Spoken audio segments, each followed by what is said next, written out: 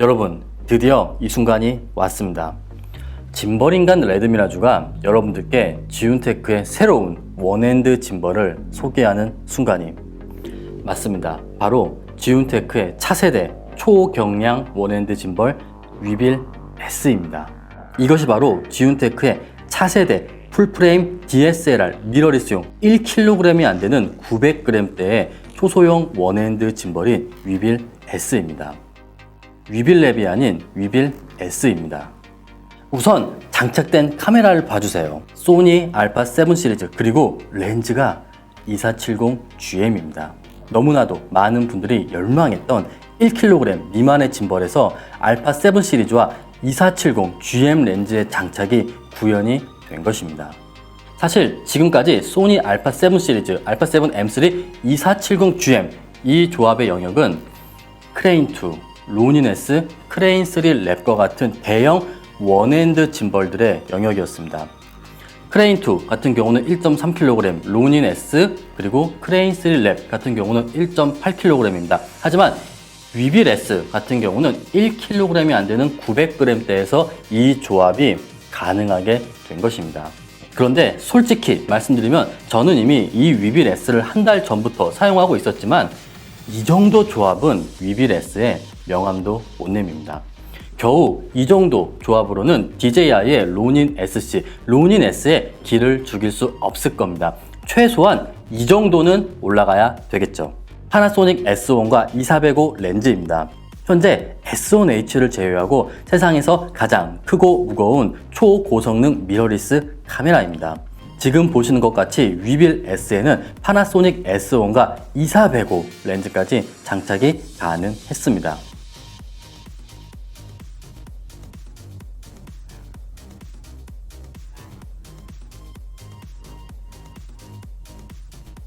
그리고 캐논 유저분들을 위한 캐논 OD M3 2470-2입니다. 물론 OD M4 2470-2 같은 경우도 완벽하게 장착이 가능합니다.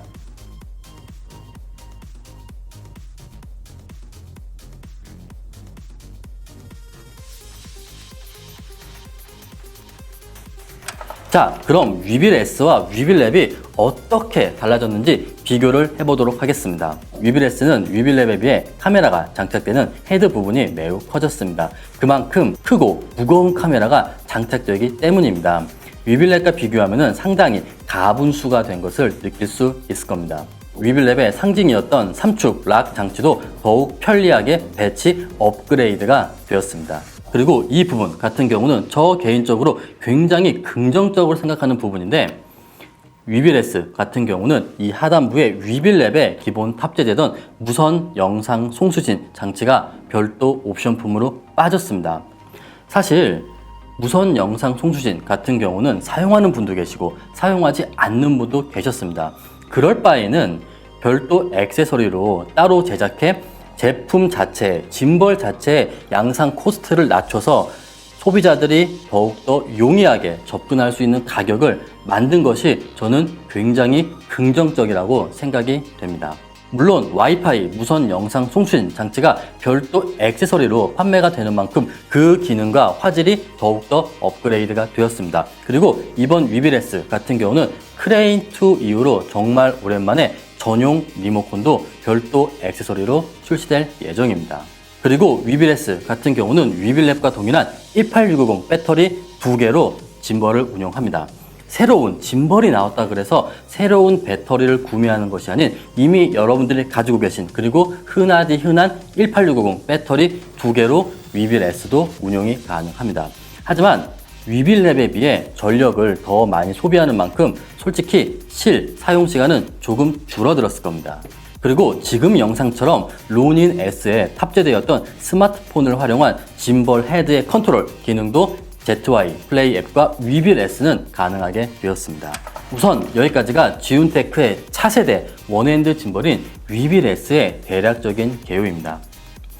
그런데 여러분들이 이 영상에서 위빌 S에서 정말 궁금한 건 이런 게 아닐 거예요.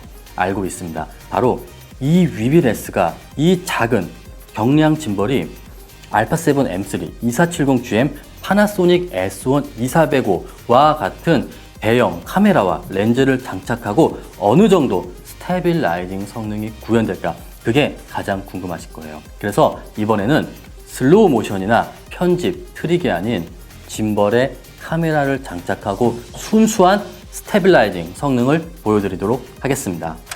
가시죠.